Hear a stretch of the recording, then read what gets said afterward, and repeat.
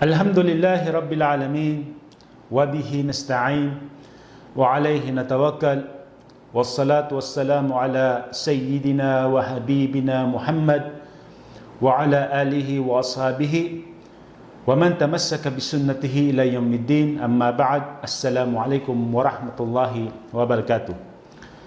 Mga kapatid, ang tatalakay natin ngayon ay ang tinatawag na dhikr o pag-alaala sa Allah. Ang dhikr ang isa sa pinakadakila uri ng pagsamba at napakadaling gawin, ngunit napakalaki ang gantimpala. Ang dhikr ay hindi lamang ito pagbigkas ng mga salita, kundi ito ay pag-alaala sa Allah sa pamamagitan ng puso at sa pamamagitan ng dila at sa pagsunod sa kautusan ng Allah.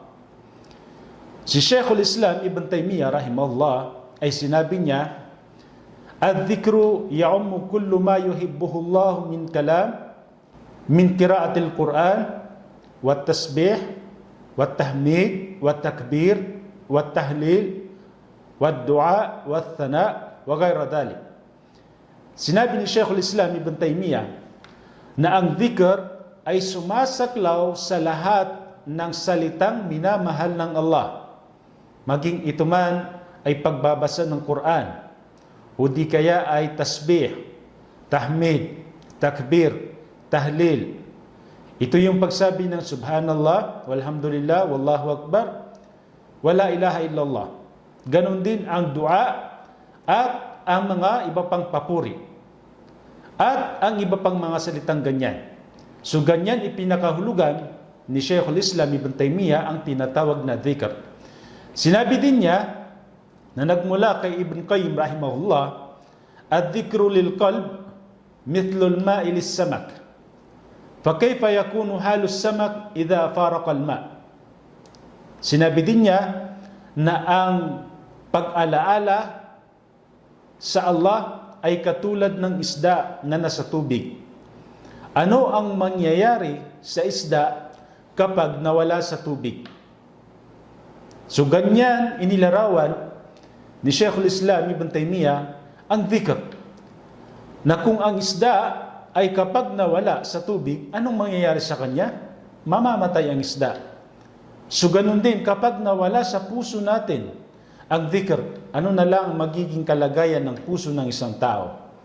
Kaya mga kapatid, napakahalaga ang dhikr. Ganon din, may isang salaysay na si Hasan al-Basri, may dumating sa kanyang isang lalaki at sinabi niya na ashtaki kaswata qalbi, inireklamo ko, sabi niya, ang katigasan ng aking puso. At sumagot si Hasan al-Basri, sinabi niya sa lalaking iyon, "Allinhu bidhikrillah." At sinabi niya na palambutin mo ito sa pamamagitan ng dhikr, pamamagitan ng pag-alaala sa Allah subhanahu wa ta'ala. So mga kapatid, ang pusong matigas ay ito yung pusong hindi tumatanggap ng katotohanan. Ito yung pusong walang takot sa Allah, pusong tamad sa pagsamba. Ito yung pusong mas inuuna pa ang dunya kaysa sa akhirah. Ito yung pusong walang awa sa kapwa. So yan yung tinatawag na matigas na puso. Kaya naman, ang gamot nito, sabi ni Hasan al-Basri, palambutin mo ito sa pamamagitan ng dhikr. So mga kapatid sa pananampalataya, ang dhikr ay napakahalaga sa atin bilang mga Muslim, bilang mananampalataya. Kaya naman, maging si Propeta Muhammad sallallahu alaihi wasallam ay walang sinasayang na sandali na hindi siya nagdhikr. Ito ay nagmula sa ulat ni Aisha radhiyallahu anha na inilarawan niya si Propeta Muhammad ano ang kanyang kalagayan. Sinabi ni Aisha radhiyallahu anha, "Kana Nabi sallallahu alaihi wasallam yadhkurullahu ala kulli ahyanihi." Sinabi ni Aisha na ang Propeta Muhammad, ang kanyang kalagayan ay laging nagdidikir sa lahat ng kanyang kalagayan, sa lahat ng pagkakataon. So ganyan inilarawan ni Aisha radhiyallahu anha.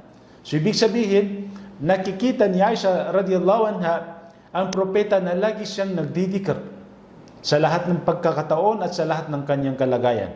Kaya naman, ang hadith na ito ay nagpapakita ng dakilang katangian ng propeta Muhammad na siya ay laging nagdidikir. Hindi lamang nagdidikir kapag pagkatapos ng sala, o hindi kaya ay nagdidikir lamang siya pagka papasok siya ng masjid. Hindi, kundi sinabi niya dito na sa lahat ng kanyang kalagayan at sa lahat ng pagkakataon. Kaya kung titingnan natin, ang mahal na propeta sallallahu alaihi wasallam ay nagdidikir siya kapag siya ay naglalakad, kapag siya ay nakaupo. Nagdidikir siya kapag siya ay nakahiga. Nagdidikir siya bago siya pumasok sa masjid at paglalabas ng masjid. Nagdidikir siya bago kumain at pagkatapos kumain. Nagdidikir siya kapag magsusuot ng damit. Magdidikir siya kapag lalabas at papasok sa bahay. Magdidikir siya kapag sasakay ng hayop. So, ganyan ang kalagayan ni Propeta Muhammad. Kaya nga, wala siyang sinayang na sandali na hindi siya nagdidikir. Kaya naman, ang hadith na ito ay nagpapakita ng kanyang buhay ay laging nakaugnay, may palaging ugnayan sa Allah subhanahu wa ta'ala. At sa hadith na ito ay sinabi ni Imam An-Nawawi na ipinaliwanag niya, na sinabi niya, ang hadith na ito ay nagpapahiwatig na mustahab o kaaya-aya, kanais-nais, ang paggawa ng dhikr sa lahat ng oras at sa lahat ng kalagayan. Maliban na lamang sa mga lugar na hindi kaaya-aya ang pagdidikr. Katulad halimbawa ang mga palikuran at ganun din ang mga hindi pinapahintulutan na Islam. Katulad ng mga maruruming lugar. So ganyan ipinaliwanag ni Imam An-Nawawi rahimahullah. Sinabi din ni Ibn Hajar al-Asqalani sa hadith na ito, sinabi niya na ipinapakita ng hadith na ito ang pagiging masigasig ni Propeta Muhammad sa patuloy na pagdidikir sa Allah. At ito ang isa sa kanyang mga dakilang katangian. So ganyan ipinaliwanag ni Ibn Hajar. Kaya naman, inutusan ng Allah ang mga mananampalataya na magdikr. Sinabi ng Allah subhanahu wa ta'ala sa Quran, Ya ayyuhalladhina amanu dhkurullaha dhikran kathira wasabbihuhu bukrataw wa asila. Sinabi ng Allah, O kayong mananampalataya, inyong alalahanin ng Allah ng dhikran kathira, maraming pag-alaala, at siya ay luwalhatiin nyo sa umaga at sa hapon. So dito, nabanggit ng Allah na dhikran kathira. Hindi lamang pag-alaala, kundi maraming beses na dhikr. Ibig sabihin, magdidikr tayo sa Allah subhanahu wa ta'ala ng maraming beses. Kaya, sino man ang magdikr ng marami ay gagantimpalaan ng Allah subhanahu wa ta'ala ng kapatawaran at dakilang gantimpala. Sinabi ng Allah subhanahu wa ta'ala sa Quran, وَالذَّاكِرِينَ اللَّهَ كَثِيرًا وَالذَّاكِرَاتِ أَعَدَّ اللَّهُ لَهُمْ مَغْفِرَةً وَأَجْرًا عَظِيمًا. Sinabi ng Allah, at ang mga kalalakihan at mga kababaihan na pumupuri, labis ang pagpupuro nila sa Allah, ay ang Allah ay naghanda para sa kanila ng kapatawaran at dakilang gantimpala. So ganyan ang gantimpala ng mga taong laging nagdidikir sa Allah subhanahu wa ta'ala. So ngayon, banggitin naman natin ang mga kabutihan ng dhikr. Una, ang dhikr ay dahilan upang maging mapanatag, maging panatag ang mga puso. Sinabi ng Allah subhanahu wa ta'ala sa Quran, Ala bidhikrillahi tatma'innul qulub. Sinabi ng Allah na hindi ba sa pamamagitan ng dhikr nagiging panatag ang mga puso. So mismo ang Allah ang sumaksi na sa pamamagitan ng dhikr ay nagiging panatag ang puso. Pangalawa, sa kabutihan ng pagdidikr ay dahilan din upang alalahanin tayo ng Allah. Sinabi ng Allah sa Quran, "Fadhkuruni adhkurukum." Alalahanin niyo ako at aalalahanin ko din kayo.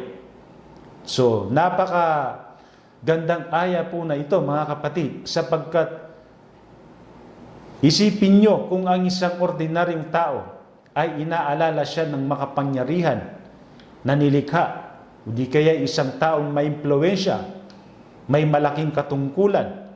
So gaano siya natutuwa dahil sa pag-aalala sa kanya ng malaking tao na yon. So paano pa kaya ang Allah subhanahu wa ta'ala, ang siyang Diyos na tagapaglikha, ang nagsabi mismo na alalahanin niyo ako at aalalahanin ko din kayo. So yun ang kondisyon na dapat alalahanin natin ng Allah at aalalahanin din niya tayo. Mismo ang Diyos na tagapaglikha ang mag-aalala sa atin, mga kapatid. So ito ay napakadakilang aya, mga kapatid, sa pananampalataya. At kabilang din sa kabutihan ng dhikr ay hinalimbawa ito ni Propeta Muhammad sallallahu alaihi wasallam na sinabi niya, "Mathalul ladhi yadhkuru rabbahu walladhi la yadhkuru rabbahu mathalul hayy wal mait." Sinabi niya na ang halimbawa ng isang taong pumupuri o gumugunita sa kanyang Panginoon at sa isang taong hindi nagdidikir o pumupuri sa kanyang Panginoon ay katulad ng buhay at patay. So, ganyan inilarawan ni Propeta Muhammad. Ang isang tao kung hindi siya nagdidikir ay para siyang patay. So, nawa ay ilayo tayo ng Allah subhanahu wa ta'ala sa mga ganyang katangian. So, ibilang tayo ng Allah sa mga taong laging pumupuri sa Kanya at laging nagdidikir sa Kanya. At kabilang sa kabutihan ng dikir, ang dikir din ay higit na mabuti kaysa sa maraming gawain. Ito ay binanggit ni Propeta Muhammad sallallahu alaihi wasallam isang araw kasama niya ang kanyang mga sahaba. Sinabi niya sa kanya, "Ala unabbiukum bi khairi a'malikum wa azkaha 'inda malikikum wa arfa'iha fi darajatikum wa khairul lakum min infaqi adh-dhahabi wal warik wa khairul lakum min an talqaw aduwakum fatadribu anaqahum wa yadribu anaqakum." Qalu bala. Qala dhikrullah ta'ala. Sinabi ni Propeta Muhammad sa kanyang mga kasamahan habang sila ay magkakasama, sinabi niya, "Nais nyo bang sabihin ko sa inyo ang pinakamabuti sa inyong mga gawain at pinakadalisay sa paningin ng inyong Panginoon at ang pinakamataas sa inyong antas at higit na mabuti kaysa paggugol ng ginto at pilak at higit na mabuti kaysa makipaglaban sa inyong kaaway?" Sumagot ang kanyang mga sahaba, "Opo ya Rasulullah." At sinabi ni Propeta Muhammad, "Dhikrullah ta'ala." Ang dhikr, ang pag-alaala sa Allah. Kaya naman, mga kapatid, tulad ng sinabi natin na ang dhikr ay napakadaling gawin, ngunit napakalaki ang gantimpala. So ngayon, babanggitin natin ang mga uri ng dhikr. Ang mga dhikr na kung saan ay laging binabanggit din ni Propeta Muhammad sallallahu alaihi wasallam. Una dito ay basahin ang tatlong kul, yung Suratul Ikhlas, Suratul Falaq at saka Suratul Nas. So babasahin yan. Bismillahirrahmanirrahim. قل هو الله أحد الله الصمد لم يلد ولم يولد ولم يكن له كفوا أحد بسم الله الرحمن الرحيم قل أعوذ برب الفلق من شر ما خلق ومن شر غاسق إذا وقب ومن شر النفاثات في العقد ومن شر حاسد إذا حسد بسم الله الرحمن الرحيم قل أعوذ برب الناس ملك الناس إله الناس من شر الوسواس الخناس الذي يوسوس في صدور الناس من الجنة والناس. So ganyan ang pagbasa ng mga sura na ito. Ang kabutihan ng sura na ito ay binanggit ni Abdullah bin Khubayb radiyallahu anhu na sinabi sa kanya ni Propeta Muhammad na basahin mo ang Qul Huwallahu Ahad at ang Muawwidhatayn. Ibig sabihin yung Qul A'udhu Birabbil Falaq at Qul A'udhu Birabbin Nas ng 3 ulit kapag sumapit ang gabi at 3 ulit kapag sumapit ang umaga. Sasapat ang mga ito sa iyo laban sa lahat ng bagay.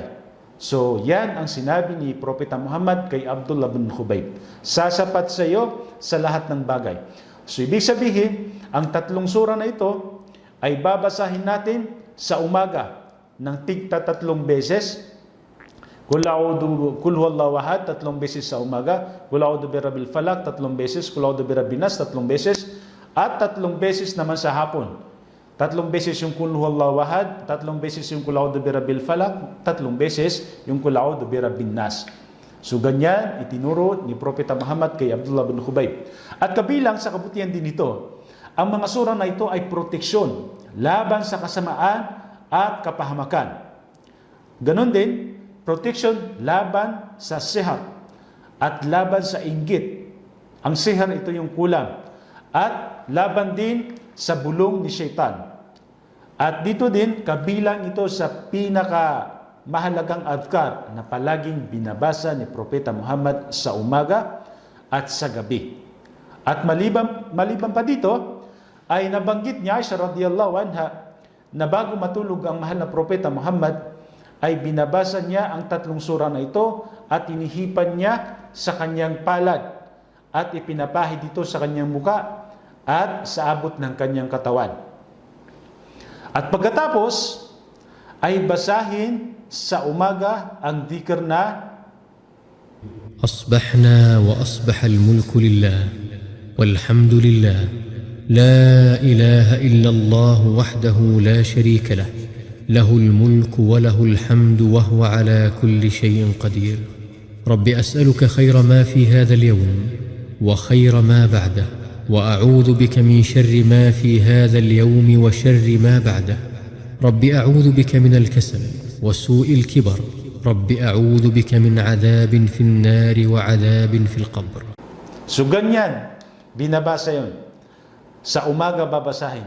At pagkatapos naman, ay babasahin sa hapon ang أمسينا وأمسى الملك لله والحمد لله لا إله إلا الله وحده لا شريك له له الملك وله الحمد وهو على كل شيء قدير رب أسألك خير ما في هذه الليلة وخير ما بعدها وأعوذ بك من شر ما في هذه الليلة وشر ما بعدها رب أعوذ بك من الكسل وسوء الكبر رب أعوذ بك من عذاب في النار وعذاب في القبر. So ganyan binabasa sa hapon.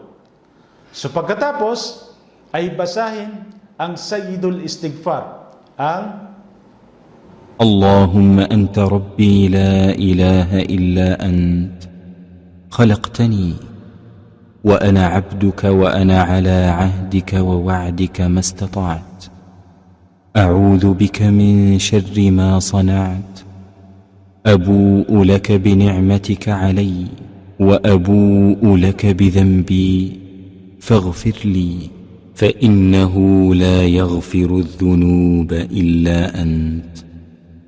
At ang kabutihan nito ay tinawag ni Propeta Muhammad sallallahu alaihi wasallam na Sayyidul Istighfar, na ibig sabihin ay ang pinakadakila o pinakamahusay na panalangin sa paghingi ng kapatawaran.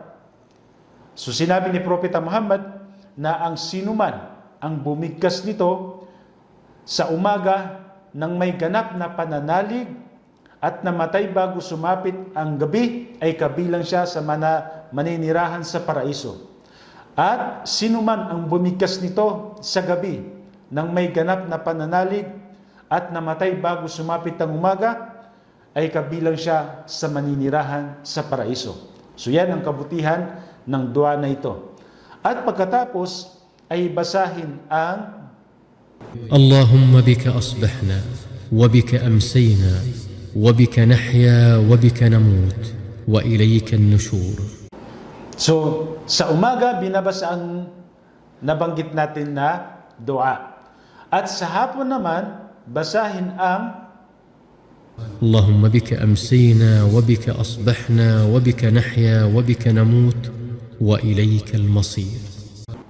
So, ganyan, binabasa kapag sa hapon.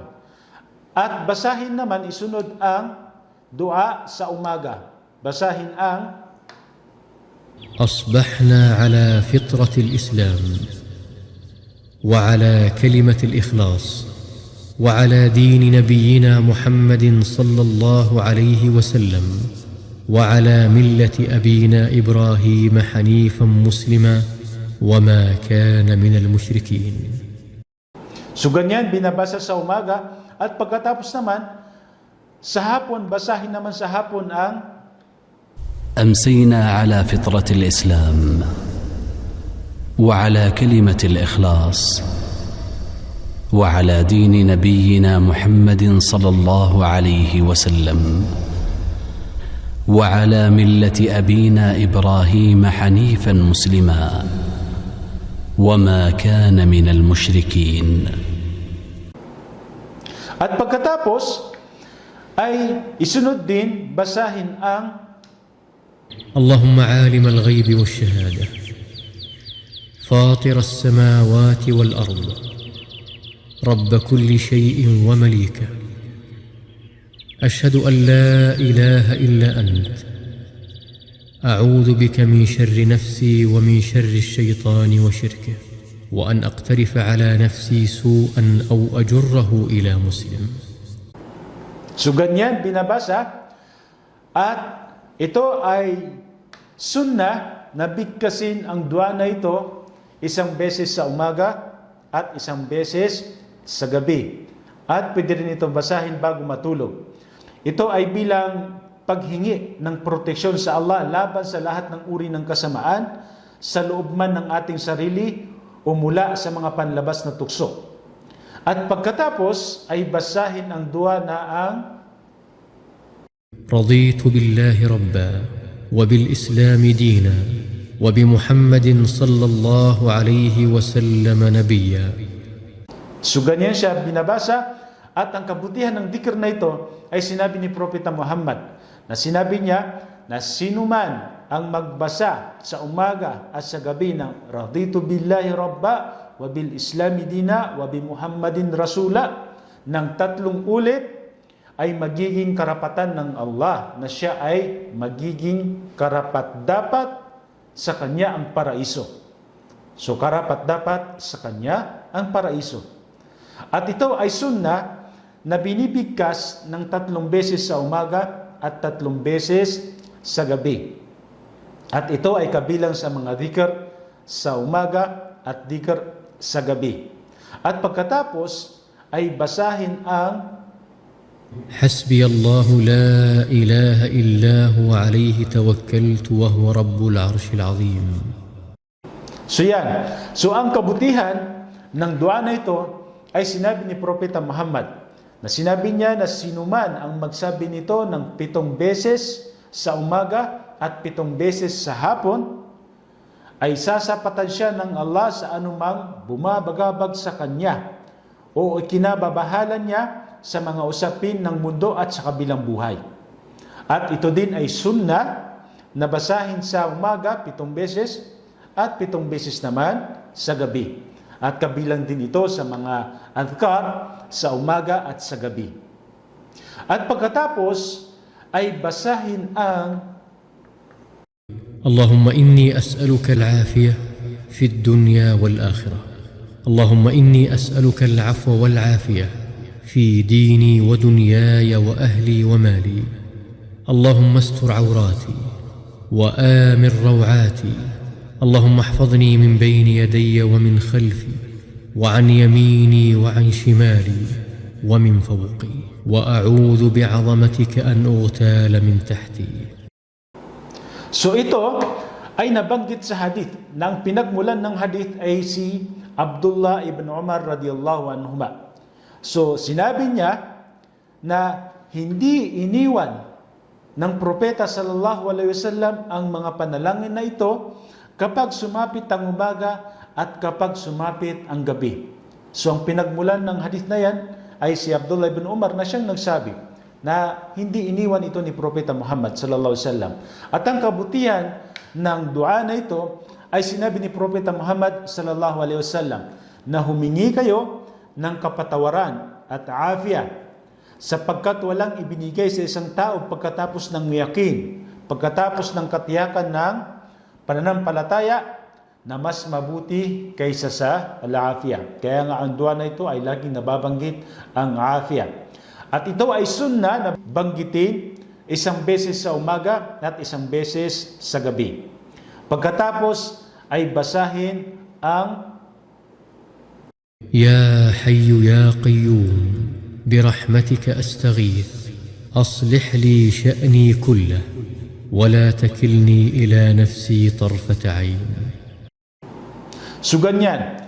At dito, sunna dito na binibigkas ang dua na ito ng isang beses sa umaga at isang beses sa gabi.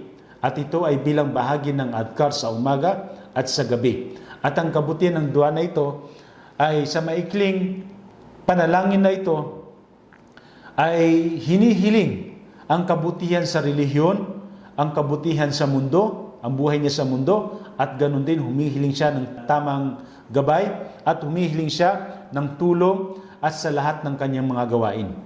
At pagkatapos ay basahin ang اللهم إني أعوذ بك من الهم والحزن وأعوذ بك من العجز والكسل وأعوذ بك من الجبن والبخل وأعوذ بك من غلبة الدين وقهر الرجال.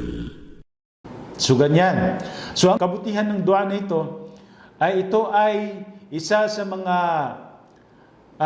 panalangin na madalas binibigkas ng Propeta Muhammad upang humingi ng proteksyon laban sa mga bagay na nagpapahina sa tao, sa kanyang puso o sa kanyang katawan o sa kanyang pananampalataya at sa kanyang pamumuhay. At ang bawat bahagi nito ay humihingi ng proteksyon laban sa pag-aalala at kalungkutan. Ganun din, humihingi siya ng kahinaan, proteksyon sa kahinaan at sa katamaran. At ganun din ang kaduwagan at ang pagiging maramot at ang mabigat na utang at pang-aapi sa ibang tao. At ito ay sunna na bigkasin ng dua na ito isang beses sa umaga at isang beses sa gabi. At ito din ay kabilang sa adkar sa umaga at sa gabi. Pagkatapos ay basahin ang بسم الله الذي لا يضر مع اسمه شيء في الأرض ولا في السماء وهو السميع العليم. So ang kabutihan ng dua na ito ay sinabi ni Propeta Muhammad sallallahu alaihi wasallam na sinuman ang bumigkas ng Bismillahilladzi la yadurru ma'a ismihi shay'un fil ardi wala fis sama' wa huwas samiul alim ng 3 ulit sa umaga, walang bigla ang kapahamakan ang darating sa kanya hanggang sa sumapit ang gabi.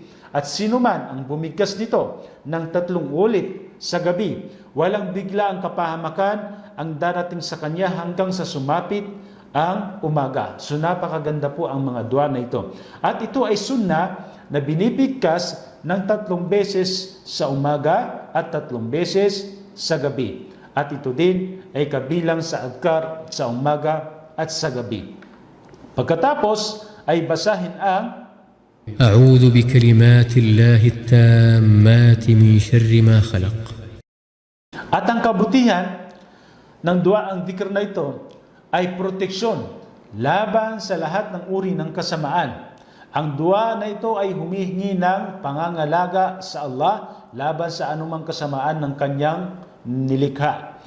tao man ito, o di kaya ay jin, o di kaya ay sakit, o di kaya ay ano pa pang mga ibang kapahamakan, ayon sa kapaintulutan ng Allah. At ito ay sunnah na binibigkas ng 3 beses sa umaga at 3 beses sa gabi. At ito ay kabilang sa adhkar sa umaga at sa gabi. Pagkatapos ay basahin ang لا إله إلا الله وحده لا شريك له له الملك وله الحمد وهو على كل شيء قدير. Ang kabutihan ng dhikr na ito ay sinabi ni Propeta Muhammad sallallahu alaihi wasallam, ang sinuman ang bumigkas nito ng 100 beses sa isang araw ay magkakaroon ng gantimpala na katumbas ng pagpapalaya ng 10 alipin. At isusulat sa kanya ang 100 na mabubuting gawa at buburahin sa kanya ang 100 kasalanan. At ito ay magiging proteksyon niya laban kay Syaitan hanggang sa gabi. At wala ring makakagawa ng higit na mainam kaysa sa kanya maliban sa taong nakapagbigkas nito ng mas maraming beses kaysa sa kanya. So ito ay binibigkas ng 100 beses sa loob ng isang araw para makamit natin ang mga nabanggit na gantimpala. At ganun din, ito ay nabanggit na binibigkas ito ni Propeta Muhammad pagkatapos ng Salatul Fajr ng 10 beses. Pagkatapos ay basahin ang سبحان الله وبحمده عدد خلقه ورضا نفسه وزنة عرشه ومداد كلماته. So ganyan. So dito din, sunna ito na bigkasin ng 3 ulit sa umaga. At nabanggit din na ito ay sa Fajr. Pwedeng basahin sa Fajr. At ito ay kabilang sa adhkar sa sabah. Pagkatapos ay basahin ang اللهم عافني في بدني اللهم عافني في سمعي اللهم عافني في بصري لا إله إلا أنت اللهم إني أعوذ بك من الكفر والفقر وأعوذ بك من عذاب القبر لا إله إلا أنت. At yan, at ito ay sunnah na binibigkas ng 3 beses sa umaga at 3 beses sa gabi. At ito ay kabilang sa adhkar sa umaga at sa gabi. Pagkatapos ay basahin ang اللهم إني أسألك علما نافعا ورزقا طيبا وعملا متقبلا. So ganyan, sunna ito, pwedeng basahin sa Fajr. At ito ay kabilang sa adhkar sa sabah.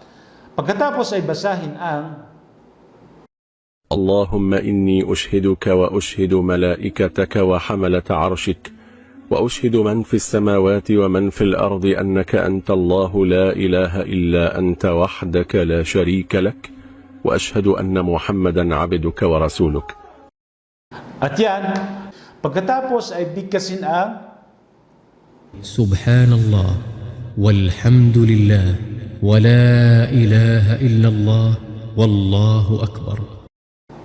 At ang kabutihan ng dhikr na ito ay sinabi ni Propeta Muhammad na ang pinakamamahal na salita sa Allah ay ang Subhanallah, walhamdulillah, wala ilaha illallah, wallahu akbar. So yan ang kabutihan ng dhikr na yan. At pagkatapos ay banggitin o basahin ang أستغفر الله وأتوب إليه. At dito, ang kabutihan ng dhikr na ito, ang Propeta Muhammad, bagaman siya ay pinatawad niya sa kanyang mga naunang kasalanan at mga hinaharap na kasalanan, ay si Propeta Muhammad ay humihingi siya ng kapatawaran sa loob ng isang araw ng 70 beses. At sa ibang salaysay ay 100 beses humihingi siya ng kapatawaran sa Allah. So ganyan ang kabutihan ng dhikr na ito. Pagkatapos ay basahin ang اللهم صل على محمد وعلى آل محمد كما صليت على إبراهيم وعلى آل إبراهيم إنك حميد مجيد اللهم بارك على محمد وعلى آل محمد كما باركت على إبراهيم وعلى آل إبراهيم إنك حميد مجيد. So ang kabutihan ng salawat na ito ay sinabi ni Propeta Muhammad sallallahu alaihi wasallam na sinuman ang magpadala ng isang salawat sa akin ay pagpapalain siya ng Allah ng 10 beses. So kailangan lagi tayong nagbibigay ng papuri o salawat kay Propeta Muhammad sallallahu alaihi wasallam. At ito ay binanggit din ng Allah subhanahu wa ta'ala sa Quran na sinabi niya, katotohanan ang Allah at ang kanyang mga anghel ay nagpapadala ng pagpapala sa propeta. O kayong mga sumasampalataya, magpadala rin kayo ng pagpapala sa kanya at bumati sa kanya ng ganap na pagbati ng kapayapaan. So yan ang binanggit ng Allah tungkol dito sa salawat. So hanggang dito na lamang. Subhanakallahumma wa bihamdik asyhadu an la ilaha illa ant astaghfiruka wa atubu ilaik. Assalamu alaikum warahmatullahi wabarakatuh.